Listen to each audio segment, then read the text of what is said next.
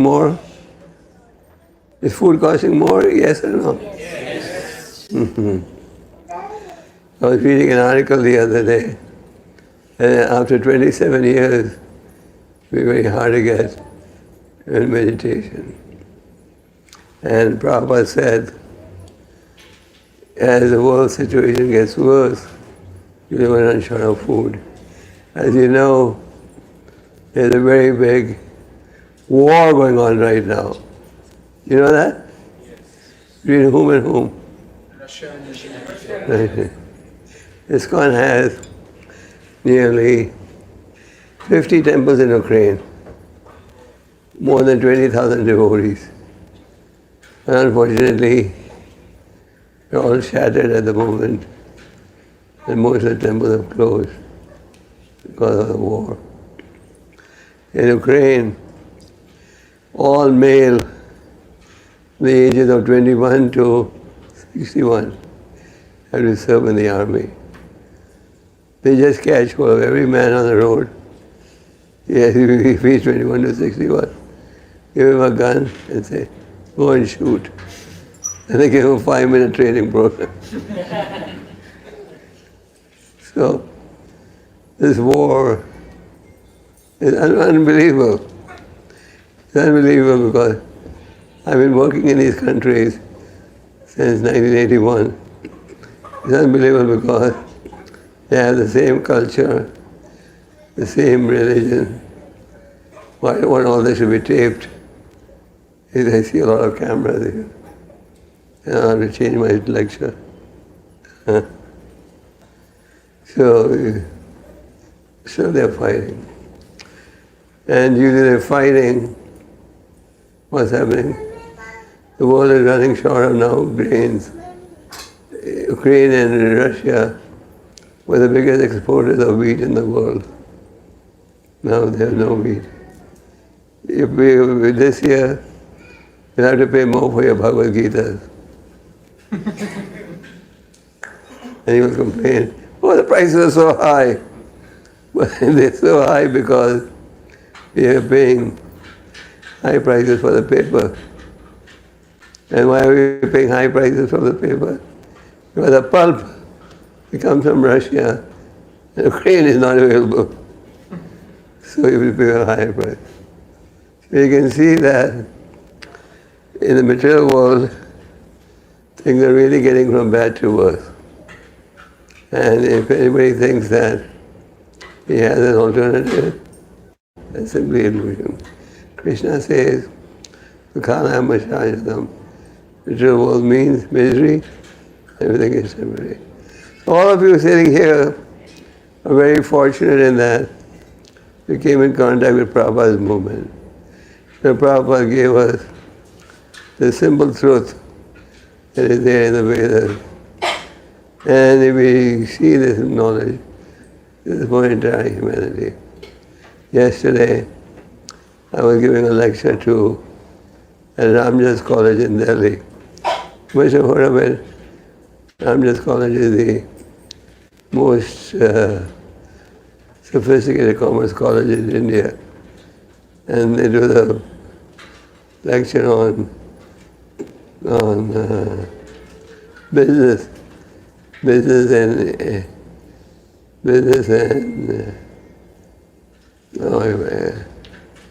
what's the word for? Business ethics, I'm sorry. It was a lecture on business ethics. What does business ethics mean? I participated in a series of lectures on business ethics in China 4 years ago. So they have a lot of these conferences. They're very fashionable. To use the word ethics. So people talk about ethics. Ethics essentially means certain etiquette, certain principles of morality that we should follow. In reality, no one follows. So the ethics should be there in our day-to-day life. You've heard of Chanakya Pandit? Yes, ma'am. Who was he? Who was Chanakya Pandit? Chanakya Pandit was the Prime Minister of a pious Hindu king. And the king was very magnanimous. Chanakya Pandit, the Prime Minister, would live in a small hut next to the palace. And the Chanakya Pandit was a man of great wisdom. The king would say, Chanakya, you are such a knowledgeable man, and you're living in a small hut. I'll pass a big house for you. He said, no, sir, I'm happy here. Well, because if I take your obligation, I have to say yes to everything you say. I want to keep my independence. Chanakya Pandit gave us very nice quotes. One thing he said, deal with others the way you want others to deal with you. So how do you like others to deal with you? Lightly, rudely? Nice. Lightly. Chappal marega? No. You don't say that, do you? So deal with others the way you want others to deal with you. So we would like to deal with others to deal with us nicely, isn't it? Am I right? You want others to speak to you in a very gentlemanly way. To deal with others nicely also. If you deal with others nicely, what happens? When you deal with others nicely, then the other person develops his respect for you. Why? He says, oh, he's a gentleman. He knows how to talk. And if you're, for example, rude, shouting, insulting people, talking behind their backs, then what do people say? This man is not a gentleman. So deal with others where you want others to deal with you. So we naturally like to deal with others. We naturally expect everyone else to deal with us nicely, isn't it? So you should also deal in a similar fashion. Then he said, look at everyone's assets as nothing but garbage. You know, we see a nice car on the road, the mind says, take that car. But if you look at garbage, as garbage, then you're not attracted. So we get lusty desires when we see something. But if you see that it's garbage, then you won't feel like stealing. In our scriptures we have so many nice quotes. And Krishna says, lust, anger and greed are three highways that take you where? Take you to hell. Lust, anger and greed. Actually these days, you don't have to experience much about going to hell. The environment we live in is as good as hell. Is that right? Yes. The pollution that we have in the Indian cities, maybe only 1% less than hell. It's almost as good as hell. So we're experiencing living. The one time in Bombay, it wasn't so packed, wasn't so polluted. Now it's so polluted. So what should we do? We should take advantage of the philosophy of the Bhagavad Gita. Krishna says, lust, anger, and greed are three tigers leading you to hell. Greed. Can greed ever be satisfied? Take, for example, you have the kings of India, Mukesh Ambani and Adani and all these big multi-millionaires. You think they're satisfied? Every day they start some new enterprise. They feel that they don't have enough. Isn't it? When you read in the papers, Reliance starting a new factory, and they don't feel they have done enough. They want more, more, more. Will the more ever stop? They stop. In the Bhagavatam, the story of Vamandev. The Lord incarnates in various ways. One of them is Vamandev, where he appeared as a young Brahmin. So he went to the palace of the king. The king received him very warmly and said, "What can I do for you?" I say, when you see a saintly person, you should be inquiring, "What can I do for you?" So the beggar Brahmin boy said, "If you want to do something for me, just give me enough land. I can keep 3 feet." And the king was surprised. He's come to such a big man, and that's all he wants. "I'll give you much more. I can give you a whole planet." He said, "No." He said, "A man who hasn't control his mind and senses will not be satisfied even if he gets the whole world." That's a fact, isn't it? No one is really satisfied with what he has. I meet so many millionaires, but they're not satisfied also. So, whereas if you take to the chanting of the holy name, not satisfied. Prabhupada used to give us an example. Can you hear me? Yes, Maharaj. Am I loud enough? Yes, Maharaj. Okay, so Prabhupada used to give the example of the Goswami of Vrindavan. They were very aristocratic. They were running a huge kingdom. They had so much money that when they retired, they had a whole ship, boat full of coins. But when they went to Vrindavan, they were living by doing madhukari. You know what is madhukari? You just take it up to keep your belly together. So they were satisfied. So if you have Krishna, the holy name, you're really satisfied in any condition. We should take the chanting process seriously. Hare Krishna. I thought I'd leave some time to answer questions. Is that okay? Yes, Maharaj. Yes. Prabhupada said asking questions is a sign of intelligence. So they tell me that this is the group with the highest IQ. So, you have any questions? If you have any question, please raise your hand. Yeah, because you know the philosophy. Yeah, quickly. Loudly. Hare Krishna Maharaj, Narottam. Thank you Maharaj for your association and giving us instruction. Maharaj, I have a question that we all know that association of devotees is of prime importance. We have all been advised that association is the main thing.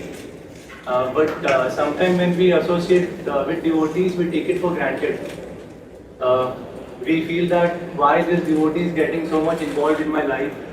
So how can we develop that mode of appreciation and mode that there is a value which has been coming and I'm getting that value. So how to have that? So your question is, how do we appreciate what we are getting? Is that it? How we appreciate association of devotees in our life? To appreciate association of devotees, you must have at least some basic knowledge. And if you are on the spiritual path, then you want to associate with somebody who is giving you spiritual knowledge. Now the Muni explains in the 4th canto that there are 3 levels of association that you can experience. One is you associate with those who are less advanced than you. Then what do you do with them? You display compassion, give them knowledge. Then you meet those who are equally advanced. How do you associate with them? By making friendship. Then you meet somebody who is more advanced than you. Then what do you do in such a situation? You become joyful. And there's a very nice example in the Vedas of peacocks. Peacocks, when they see clouds for the first time in the rainy season, they dance in ecstasy. Don't tell me why, but I think that. So, when you meet somebody more advanced, you're joyful because you're going to get some knowledge, going to help you achieve the goal of life. It's like if you're suffering from a major disease, you meet a doctor who can cure it, you feel happy, isn't it? You think he may save my life. Yeah? Any more? Any other questions? Yeah. That's it. Yeah. So, in life, when we are trying something for any task or anything, repeatedly we are getting disappointments. So, what's the same thing again and again? When you're trying to do something and it's not succeeding. Yes. Is that what you mean? Yes. We should not get discouraged. We should understand that everything is controlled by the Lord. And we all have our quota of happiness and distress, predestined. You may have seen sometimes there's an accident and a healthy man dies. And sometimes you see there was an accident and a bigger accident and they survived. Sometimes you see a man with a minor disease dies and a man with a worse disease survives. You see that? So that is the law of karma. The law of karma says you will get your quota of happiness and distress. Only as your quota is, not a drop more. So if you don't succeed, let's say you say, I want to overtake Ambani. So, and you try. If you don't succeed, then at least you know it's not your karma.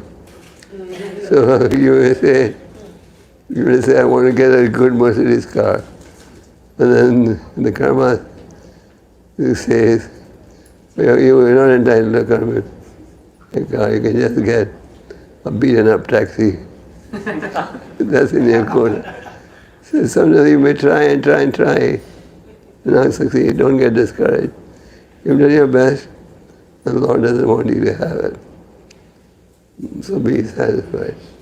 Be content. One of the problems of material life is nobody is ever content. Everybody wants more, more, more. Is that right? Any more questions? Yeah. Hare Krishna. I have one question. It's about. A little louder. Yeah, I have one question about distress, what we see in the society, and many times we get disturbed. So is the distress outside us or it is within us, which makes a dilemma what we should do? You mean you get disturbed by what? By seeing, like, let's say you see a bad accident, you get disturbed by seeing that ugly scene. Is that what you mean? Yeah, I mean, when you move around, you see a lot of people in trouble. You want to, and what's so that they are. Frankly, we would like to believe that I can be happy in life. But I hate to give you bad news. And the bad news is, doesn't matter how hard you try, happiness will be short now. And what is happiness today becomes a cause of pain tomorrow. Dukhanayam ashashatam. Krishna says in the Gita, two characteristics. One is misery, and the other is that it is temporary. Everything is temporary. Even if you become a big multi-millionaire, you know it's short term, isn't it? So when you see this misery, it's good. Just like this COVID. You know, COVID came for 2 years. And in the second year of COVID, our book distribution was very good. You may say, why? Well, people were realizing there's nothing but misery in life. No, here's a solution. The Gita has some solution. So our book distribution on a one-to-one basis was the highest last year. So people were seeing misery and they wanted a relief. So there is misery in life. Doesn't matter how much you try to hide it. You know, like now we have these beauty salons. And if you own a beauty salon, no? We have many devotees having beauty salons. One of them has one in Surat. He has 20 chairs, but he plays Prabhupada's music all along. He tells me that the marriage season, the business is really good because everyone wants to look beautiful for a few days. So, what was I saying? You were saying beauty salons people. Yeah, we try to beautify ourselves. Even we try, it's temporary. Like in the West, they have the anti-aging shops. Anti-aging in English means something that avoids getting old. You can do all the makeup you want, but gradually it will catch up. So there is, you must recognize there is misery, and the only solution is a spiritual solution. Was this your question? You see distress everywhere, so how to deal with it? Well, when you see distress everywhere, you can see that if one day it can happen to you also. Like when you go to a funeral home, you're going with a funeral party, are very grave and sober. You know, one day this may happen to you. But then you forget it. So the reality is that misery will come to you also, it's just a matter of time. Any more questions? Yeah. Hare Krishna Maharaja. So, I will. I understand that God is one and there are various forms and manifestations of God. But for some of us who have anchored since our childhood and grew upon worshipping various other forms of God. So, for someone who is doing Krishna Bhakti, should he also continue worshipping other forms of God? I understand. You see, in India, we are brought up in the culture, all gods are one. Take any path, you'll reach the same destination. Isn't it? But in our day-to-day lives, is that true? If you want to go from here to church again, can you go to Ville Parle? You can't. So, we should know that even in spiritual life, the scriptures explain the one Supreme Lord and all others are subordinate. Ishvara Parama Krishna. Yeah. So in India, we're all born in this understanding all gods are one. When you come to ISKCON, you start reading the books, you just go, oh, it's not that all gods are not one. There's one Supreme Lord and and the others are subordinate. Part and parcel. So then we change. The Bhagavatam said, just like when you water the root of the tree, all the branches are nourished. So similarly, when you worship Supreme Lord, you worship all the demigods also. 33 crore. In India, most people don't get a proper exposure to religion at a young age. We just taught, Bhagwan ek hai, all results are not the same. You read the Bhagavad Gita, it is specifically written there, Shri Bhagwan Vacha. Isn't it? One thing you'll notice in ISKCON publications, everything Prabhupada gave us is 100% based on Shastra. Not 100%. He did not deviate from the truth. That's what the Bhagavad Gita is called. Bhagavad Gita as it is. Chanting on the Hare Krishna mantra, that's also the real thing. Yeah. Anything else? Okay. Hare Krishna. We have to really follow the Vastu Shastra. I'm sorry, can you speak louder? The question is, do we have to follow Vastu Shastra?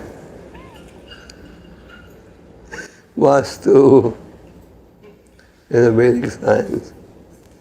We have to have the right Vastu Guru. The Vastu, sometimes some people who broke the building, what's the advice? If you have a good Vastu teacher who knows the real Vastu, then it's okay. But the problem is, most of the Vastu experts are not so trained. So that's why. Vastu is a Vedic science. Just like astrology is also a Vedic science. We have to have the right astrologer. Somebody who is trained. You work with an architect? Work with an architect? No. I work in a company, but this I asked because if we are buying a house, so at that time we have to follow this Vastu Shastra. So for that only. Make sure you get the right teacher. Okay. Okay. Any more? Yeah. Thank you very much, Maharaj. So Maharaj, you mentioned about Chanakya Pandit in terms of dealing, the way we want others to deal, the way we want ourselves to get dealt, we should Deal with others the way you want others to deal with you. Yes. So the question is, Maharaj, how we deal with those who are not nicer with us? It may be a devotee, it may be a karmi also. So it really becomes like we should also react the same with those, or how? Very good question. One approach could be tit for tat. You don't want to tit for tat? Nele pe dela. You slap me once, I'll slap you twice. That's one alternative. Lord Chaitanya says, become tolerant, more tolerant than a tree. That is, even if somebody is misbehaving or cheating you or abusing you, you become tolerant. And if you don't do tit for tat, then the other person will realize, I'm being foolish, and he may improve. Because even if you retaliate, you're not going to get anything. You're just going to increase your temperature, increase your blood pressure. So if you want to be cool-headed, that's better. Where's the Lord? You read that third verse of Shastra, more humble than a blade of grass, more tolerant than a tree. You know that verse. That is the best advice. Okay? Okay, I'll just take one more and then go. Yeah. Maharaj, Prabhupada once he was telling that I will take you from the back door. If there is some flaws, back door means back home, back to Godhead, but I will take you from the back door. If there is some flaws in you, in practice. So, right, Maharaj, my question is like, now if I am practicing, not properly, there are so many flaws, so many mistakes are also happening. So, not eligible to go back home, back to Godhead. So, but still, Maharaj, is there any chance, one thing which I can do, even though committing so many problems and offenses, but still one thing I can do very nicely, I can have that chance to go back home, back to Godhead. And also that back door, what Prabhupada is saying. I never heard of Prabhupada saying back door, but I heard Prabhupada say, if you chant 16 rounds and follow 4 regular principles, then you'll definitely go back to Godhead. It gives you a guarantee. When Amazon gives you a guarantee, you have faith. Why do people buy from Amazon? Mainly because of the guarantee. So Krishna also says, you're all religious and surrender to me, I will then protect you. So we should have faith. Krishna says, surrender to me, and I will protect you. So you do 16 rounds, follow 4 regular principles, Then you go back to Godhead. Yeah? Okay. There's one more question. Yeah. Maharaj, just one question. So what is the practical advice we can give someone who is struggling with a lot of sleep, like basically 10 hours or something like that? I'm sorry, can you repeat your question? Someone who's Without sleeping 10 hours. someone who sleeps a lot, what do we tell them? What advice? Sleep 10 hours. Mostly more than 10 hours. I once read a report on a survey done in England. It's about 10 years ago. And they had analyzed how many hours people sleep and how long do they live. And their conclusion was those who slept 6 to 7 hours a day lived longer than those who slept more than 6 to 7 hours a day. So your body, if you have a healthy body, you don't need more than 6 hours. If you have a sickly body, that's different. Many times people sleep because they're just a little lazy. Sleep is another aspect of ignorance. So, when you were young, you probably heard, "Haram, haram hai." So that should be harmful. Just saying, use this rest. It's not going to give you any happiness. We should use every minute of our time in productive service. That is, because time belongs to the Lord. And don't waste it. And sleep is nothing but going in ignorance. Okay. I go. Any more questions? They've run out of questions. Okay, thank you. You'll come every week?